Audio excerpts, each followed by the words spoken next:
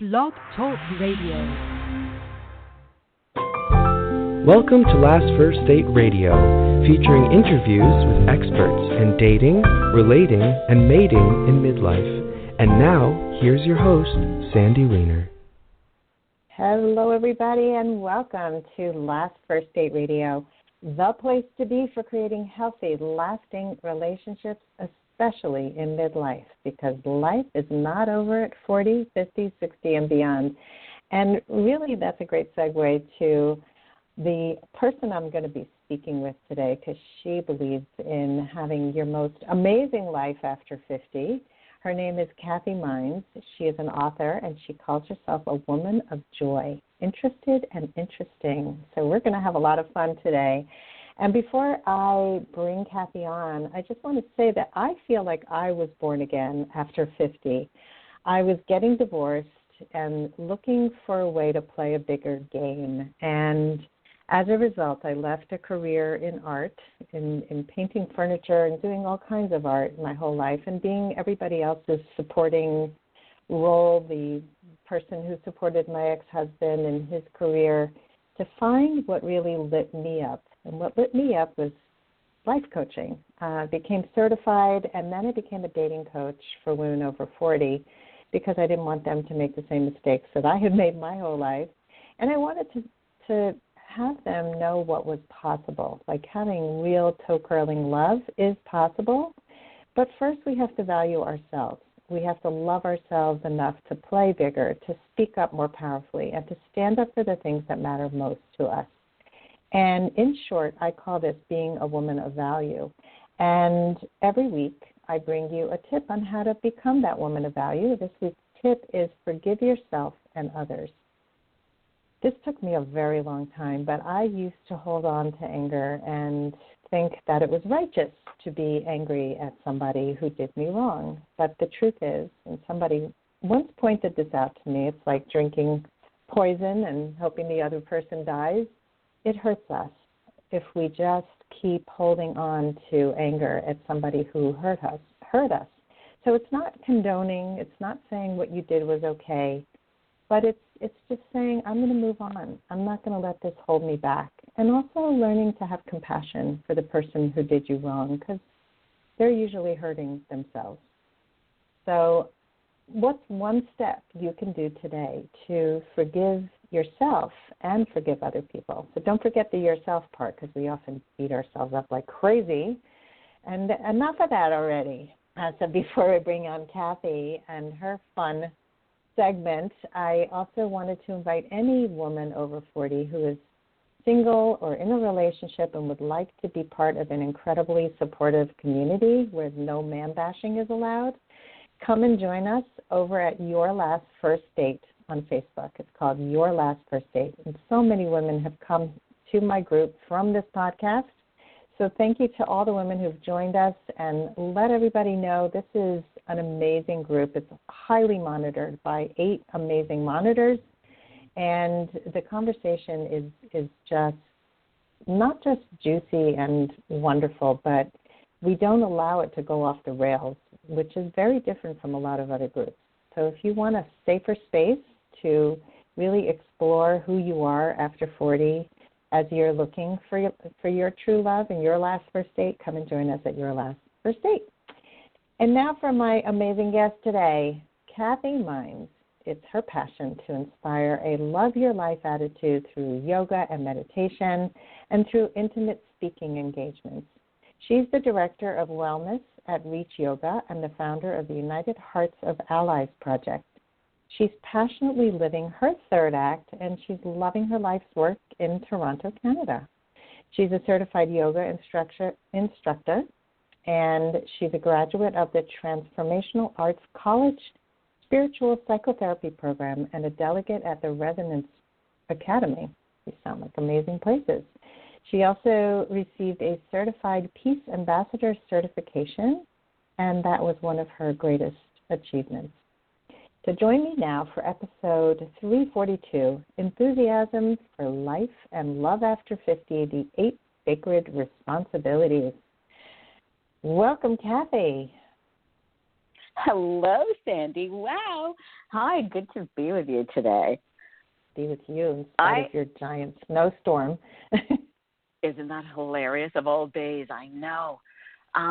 Sandy, I know this is supposed to be about me, but your Women of Value group makes me so happy. And, since you and I have been connected, getting this interview together and being on this, I've been listening to all your podcasts, loving how you start all of them, welcoming us into that group.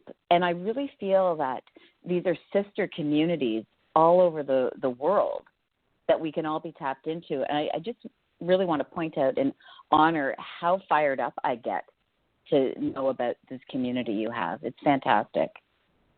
Oh, thank you.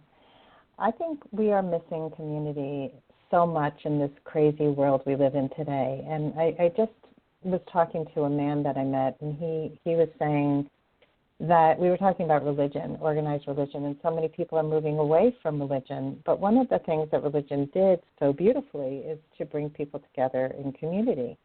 So if we're rejecting religion and adapting spirituality instead, where do people turn? And I think these groups and retreats and workshops are such an amazing place for especially women and men, because I've had men on who talked about the value of men's groups. I think we all need groups. I think we all need a safe space to really talk about the things that we're going through where we'll be accepted and not judged. Yeah, that's an excellent conversation to be having and really, really true. Yeah, people being able to find a place where they can be their authentic selves and express their creativity and their thoughts and be interested and interesting. Mhm.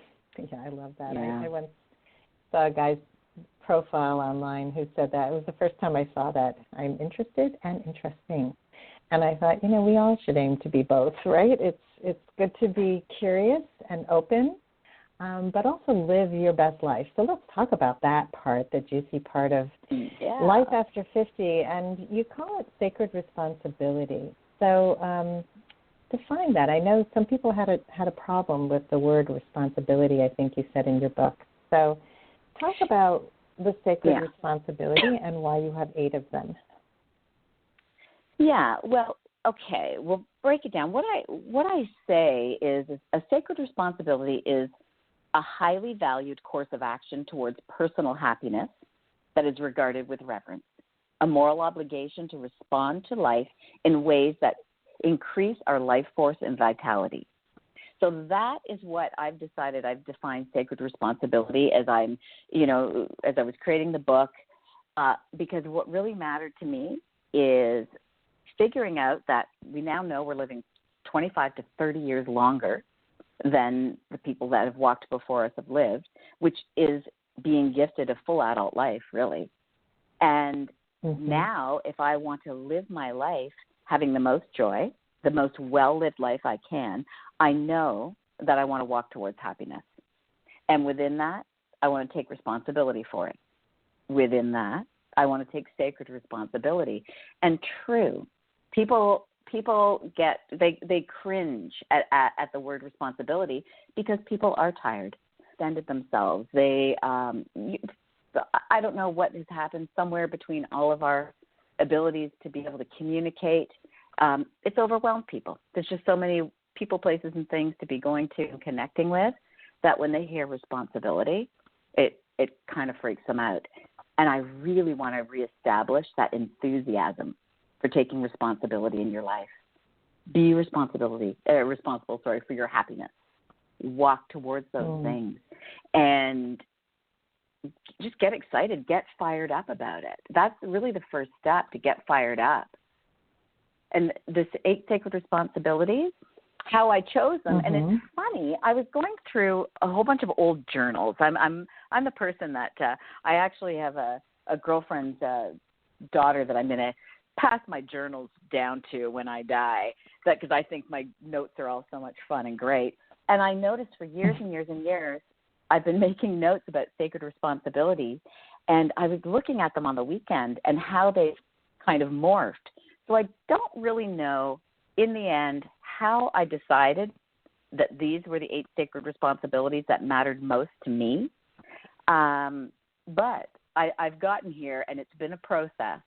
The 8 sacred responsibilities are self-care, to rise and shine, to know yourself, to collaborate, honor your intuition, create and play, relax and celebrate, and gratitude.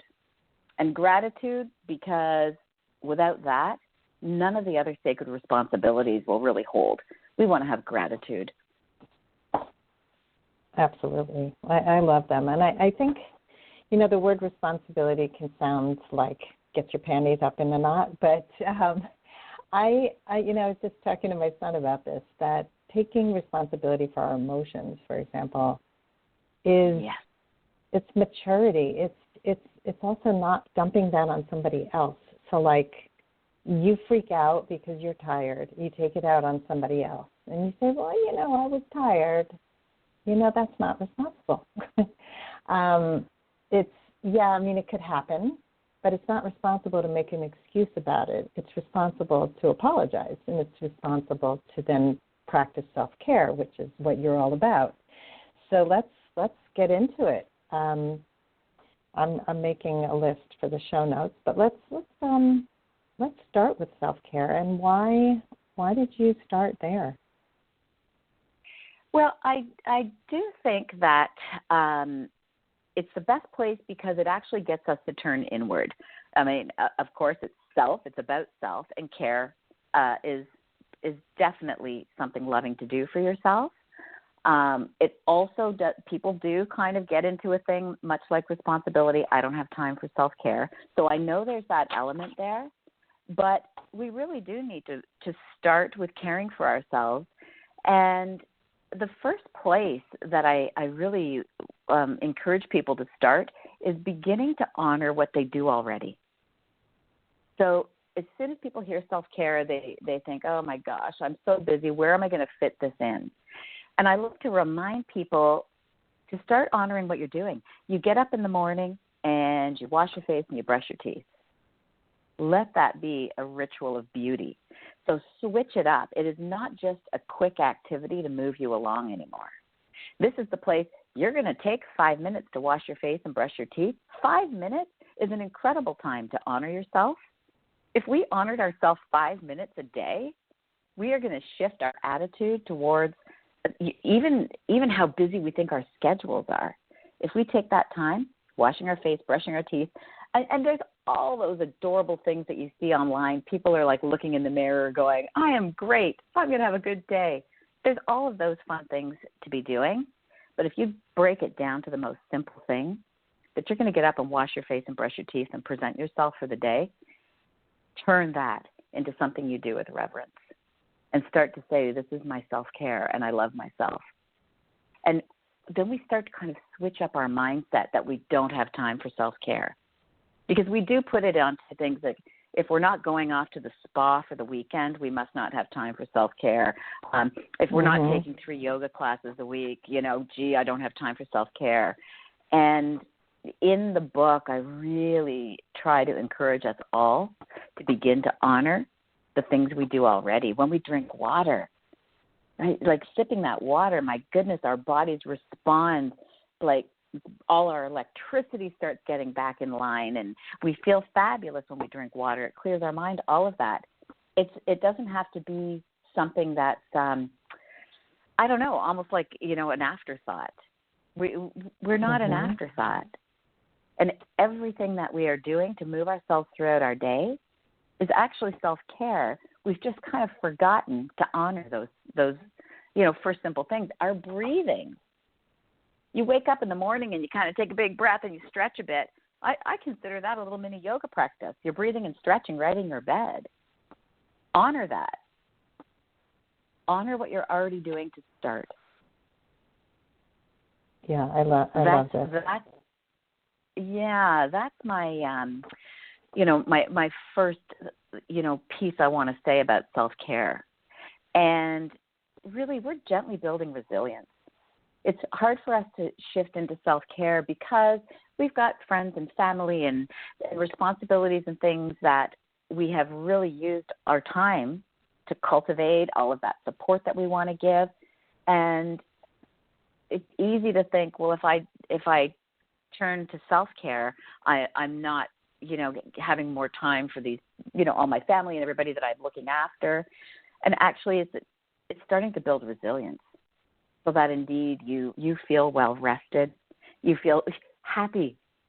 You feel like you've drank enough water, got a good night's sleep, stretched a little, breathed more deeply, honored your face washing, your teeth brushing, and then you gently are building up this resilience so that when your people actually need you, you will have cultivated a way to hold your energy so that you can actually be there for people when they really need you. We thin ourselves out so much because we actually put our noses in everybody's business until we're exhausted.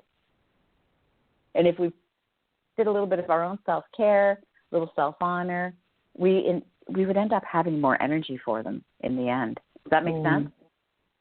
Absolutely. And I'm curious to know, because I totally hear you on this, and I think so many of us as women put ourselves at the bottom of the list. And I'm working on my new website called The Woman of Value, and I'll be working with women at work, and I already am working with some corporate women. And I really find that, like the story that I'm telling in my About page is really about my own dimming my light to make others shine. I think this is a very common thing. It's like you're the last on the to-do list, and what happens is everybody suffers. And so I'm curious to know if you grew up with a mother who did not practice self-care. I hadn't thought about that, and so I could say yes and no both, because my mom did teach me about dancing. She taught me about travel, and she taught me about laughter. So she gave me some of the favorite parts of myself and what I believe is self-care, getting the music on and having a good time. But she does come from an era where you get your job, you don't leave it, you go there, you're dedicated, and it doesn't matter if you love it or not. You don't, this is the thing. It doesn't matter if you're happy. It doesn't matter if you love your work. You go there and you're responsible to your responsibilities. So, I've kind of got a bit of both of these things. And I am glad that I've kind of, left the pack of that kind of thinking. I really got lucky working for good people in my life, and in turn being self-employed the last 15 years that I love. So I don't see myself, I'll do anything because I can make myself happy in pretty much any situation, and I enjoy working. So I'm very lucky that, I pretty much, whatever the job is, I'm going to be happy to do it. But I also encourage people to do what they love and do what lifts them up. So I so agree. Yeah. And I think a lot of people don't think they're at choice, right? That they feel that we're stuck here, right? I was just going to speak to that, and I teach corporate yoga classes all over the place. So I am in their workplace where they're feeling their most stressed, rushed, unappreciated, all these different things. And what I really like to encourage people is, remember, this is your art. So maybe it doesn't matter what your job is, if you're, working at a desk on the computer, if you are cleaning offices, it doesn't matter, whatever your job is, it's actually your art in that moment. And if you could get into it like it is your art, it's going to raise your energy levels. And definitely we need to throw out any ideas that there is a hierarchy. There's a lot of people still stuck in that, that people just don't feel that we're all a bunch of equals, and everybody just has their particular, skills, their particular art that is contributing to a collaboration. Like, really remember that we are part of a collaboration. This is going to be big. I think no one's job is bigger or better than someone else's. Actually, I'm going to call BS on myself on that. because I actually think, as I say that, I think the jobs that people's hearts are singing, those are the bigger, best jobs. Right. If your heart is singing in your job, you got the good job. Right. It's not about sitting in the C-suite and making the most money. It's really about loving what you do and making a difference in people's lives, serving, being of service, and being well used. So like when you talked about and how you saw that there was a repeated theme, this is something you've been doing for years, and then you finally brought it out to light with this book to bring it to more people. But I find that there are themes that play in our lives, and if we pay attention, that really is the secret to how we need to serve other people, because this is part of our superpower. And the other thing that I was thinking as you were talking about responsibility is that when you were talking about your mom, that she shared with you both the sacred and also the shoulds. You know, so there was the combination of both. So responsibility has like a continuum. On one end, it's a lot of obligation, and on the other end, it's really honoring who you are. Can you speak to that? Because that's something that just occurred to me when you were talking. Yeah, and so did you say that she taught you about the sacred and the shoulds? Yeah. Oh, I love that. And because, that was a good one. I'm writing that down. But yes, and even if we speak to like almost like the negative side that, you get your job and it doesn't matter if you don't like it, you just go. That's just that age category of people that, my mom happens to be in. But I actually love working, and it may very well be from her mentorship of that. I love to work. I love working for people. I really, really love that. Even as a self-employed person, where I go, so if I'm teaching at your yoga studio or at your office or what have you, I treat that place like it is my place. And I treat it like it's the best place in the world everywhere I go. Oh. And that, quite possibly could be the way I received, that should from my mom. Be responsible for my income. Be like that. We all know when you're in a place that you've got financial exchange for your art, the financial exchange for what you do daily. That in itself is it's a worthy lesson to learn from somebody. That you can set aside some of that worry. And again, it's not about sitting on stacks of money. It's about making that nice exchange for your time, because in turn, then, you end up with cash to pay for your home and your food and drinking the best water and taking yoga classes, things like that. I love it. Yeah. I just, your energy is so contagious. I love it. I think, I can see how you inspire other people. I get really excited about life.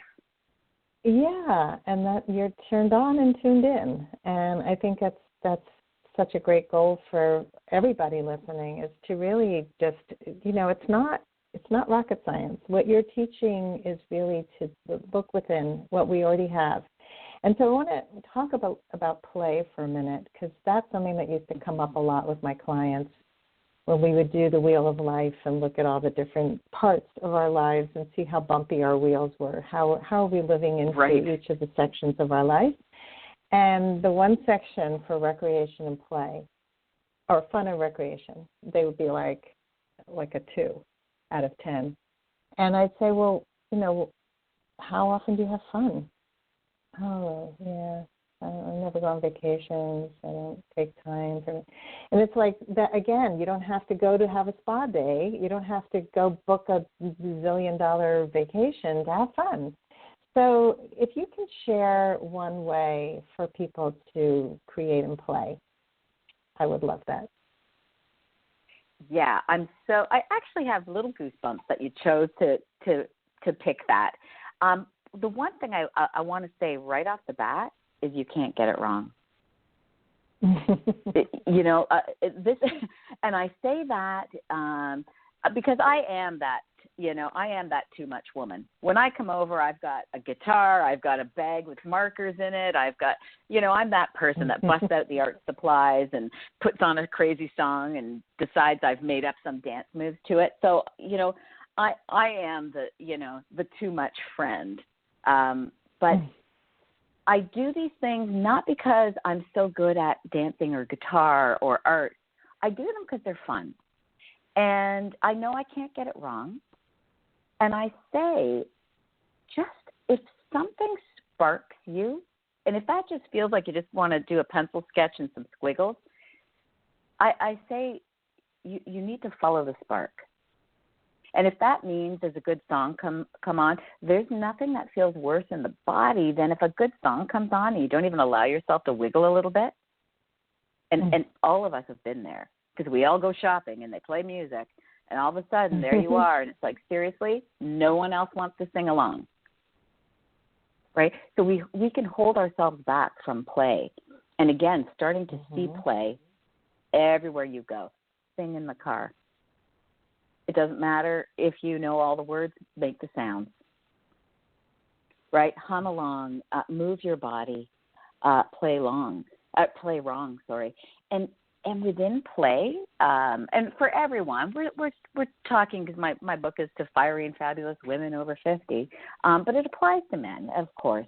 But there is a sensuality that is in play that I love. There is something that, for me, there's a movement that's connected to the lower part of our body, as well as that sensuality that's connected to the upper part of our body, where we are hearing the beautiful music, seeing the beautiful colors of our pencils and our drawings, tasting beautiful things. And then we've got that movement sensuality that's in the lower part of our body. And these kinds of like pleasures in our life really fill up our energy. And we're looking for ways to increase our vitality, not decrease it. Play is going to increase vitality. It's going to increase longevity. And we know we're living a lot longer than we have been living. And why not do it, in this, place of play? Yeah, I love it. Follow the spark, ladies. And men. Yes. I have to laugh most of the day, or I haven't had a good day. But I hang out with people who have a great sense of humor and who are creative and interesting and fun. And and I dance in the house. Last night I took my shoes off and I just was sliding around on the floor and just having fun. It does keep us young. It keeps us filled with energy. So you touched on this a little bit, but we're going to be speaking about feminine energy in the Woman of Value Club, which is my private membership group. And a lot of what I speak about is play. And so are there any other ways that you can think of to apply sacred responsibility to relationships? Yeah. Top of mind, and what we're, really doing, as the community or the movement that this book is about, is the relationship with yourself after 50. And I think getting to know yourself again after 50 is going to be really one of the strongest things that we can do for ourselves. Moving forward as our relationships, as, a partner, the right partner to, walk the rest of your days with, but even your friendships, your besties, your girlfriends, your guy buddies, your relationships with your adult kids, all of these. Once we start to know ourselves, I think that then we know how we can step into each relationship being, the one that mentors whatever our particular art is. So, if we like to laugh and dance, like, people know when they hang around with us that this is what's going to happen.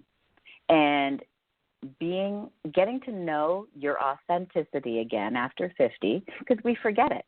It's like we're digging up, digging up from the rubble, because we have forgotten the things that make us laugh, make us move, make us happy.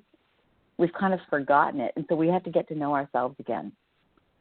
And in that, then we present that, the memory of what we love into our relationships. So, even as an example, if we are looking to get into a relationship, a partner, an intimate relationship, there is not going to be anything more exciting for you to show up on one of those first dates, on your last first date, being your authentic self, because you started to pay attention. You started to get to know yourself, what you love.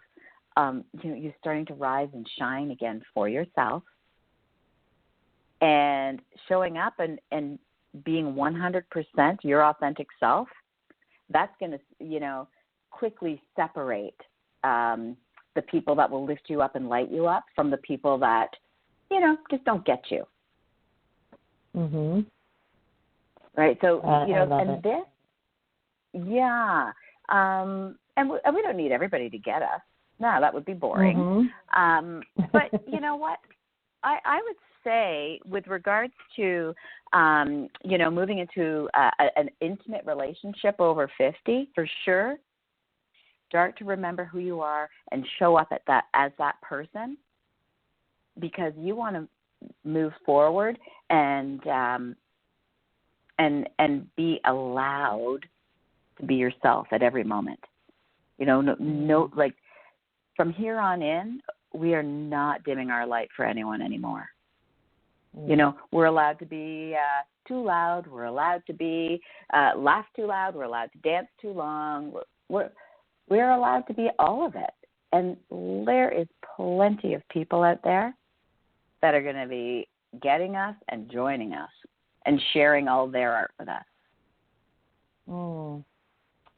I like it.